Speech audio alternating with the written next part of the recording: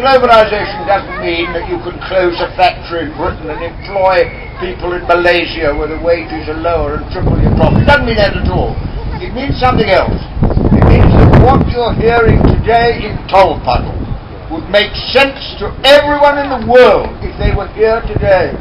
Chinese would agree, Russians would agree, people in Africa would agree, because what we're talking about are the eternal truths of society. And I want to address myself to young people.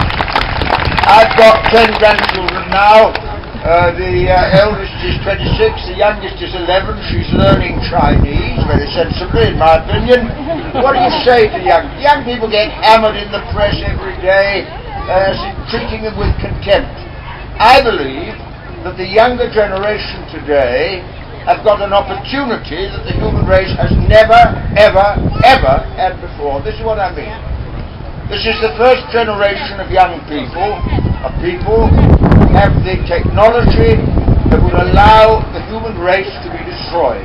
Kill one or two people with a bow and arrow, one or two with a rifle, with a sword, with a bomb, but with chemical, nuclear and biological weapons, the human race could be destroyed.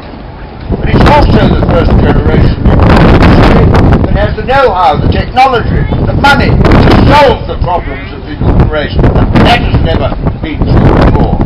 And therefore, although technology changes, the moral questions do not change. And in my opinion, as I get older, all political decisions are, in a way, moral decisions. Is it right or is it wrong? You can argue about what's right and wrong, but that's what you should say. I remember years ago, the way I learned this, during the Cold War there was a space race between the Russians and the Americans. Put some on the moon first. And the Russians put on the moon a space vehicle, fantastic thing, with caterpillar tracks, looked like a World War I tank. And I had a letter from the Institute in Bristol, still kept. I said, "Dear Tony, I see the Russians have put a space vehicle on the moon. Is there any chance of a better bunch?" I said, "That's a bloody good question. That's what it's about. What do you do with technology?" And it reminds me that I think young people understand this much better than the older generation. And the first issue that has to be faced is the question of world peace. I was born in London, I lived in the Blitz in London, lost a brother, and so many of my comrades during the war served in the Air Force and so on and so on. And in the 31 years between 1914 and 1945, 105 million people were killed in 2 world wars. 105 million. So, the older generation haven't got much to teach the younger generation when you think of what a muck we made of the world when we were in charge of it. And I think the question of peace and war is of fundamental importance. When I read the other day, the Americans spend $400 million a day in Iraq, and there are people starving in Somalia, in Haiti, in Ethiopia. That is a crime against the human race, and it's something that's worth saying. Now, the second question is very important, and as this is a Methodist-sponsored event, and the Tolpuddle Martyrs were Methodists, you see, there's a second danger now, and that is that people will use religion to justify war. Bush said God told him to go into Iraq. Now, I didn't know God had an office in the White House, but that was a misuse of religion. And then the Osama bin Laden, if you don't accept my view of the Quran, you should be executed. And the Zionists have an even better one. They say Moses went up Mount Sinai and God allocated Palestine to the Jews. I didn't know God was an estate agent. But that is the misuse of religion. And if you look at the great religious leaders, Moses, Jesus, Muhammad, Buddha, they all said the same thing. Treat other people as you want to be treated yourself. That is the golden rule. And that's what that's what we have on our banners. We have on our banners, an injury to one is an injury to all. That's the teaching. My mum brought me up on the Bible, and she told me something I've never forgotten. She said the Bible is the story of the conflict between the kings who had power and the prophets who preached righteousness. And she taught me to support the prophets against the kings. It's got me into a lot of trouble in my own life, but by God, she was right. And the prophets teach us how to live together. And you've got to be very careful of the BNP and all the people who say, Hitler said, put it all on the Jews, now all on the Muslims, because I've got a confession to make to you. That is, when I entered this country, I didn't speak a word of English, and I did not have a passport. I was born here. And meet the BNP, say to them, did you speak English?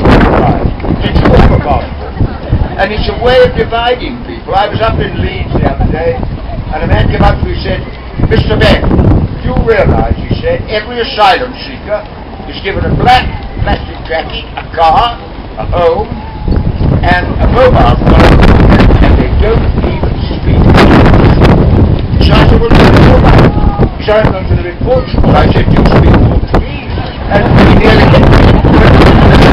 But that possibility is a way of giving power to those who do it. And we've got to be very careful. I'm an agency. That's after all what the Tolpuddle Martyrs are about. Parliament in 1824 was only representing only four out of every 100 people had to vote. And out of the trade union movement came democracy. And out of democracy, the most revolutionary idea in the world, power was shifted from the marketplace to the polling station, from the wallet to the ballot, and people used the vote to buy the National Health Service, to buy education. And that is now being reversed with privatisation. It's a very, very big issue that we have got to think about as well. This question of the environment. Now, we're told all the time, and I'm sure you're careful, I hardly use my private helicopter now, and I'm sure you don't either. But you know, not using a helicopter and not having a plastic bag is not what it's really about. I tell you what it's really about, comrades. It's about shortage. There isn't enough food and water and oil in the world, and the political question is, who gets what there is? Does it go to the rich who buy it? Does it go to the strong who fight for it? Or is it properly shared?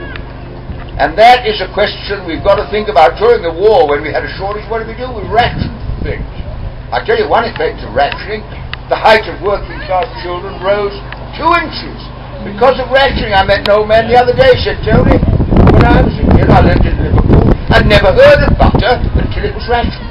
The point really is this: we've got to allocate the world's resources in such a way that people don't die of starvation, while at the other end people are living it up and fighting war.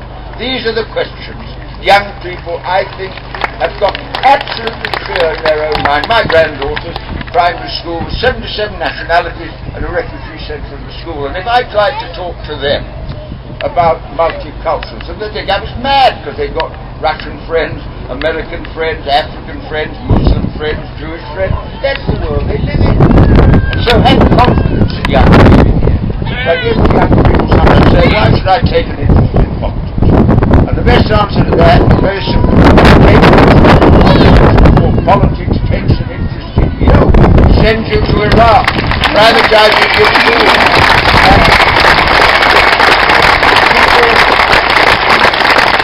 I wouldn't be bold enough to give advice, but if people did ask me what we should do now, I tell you what we should do.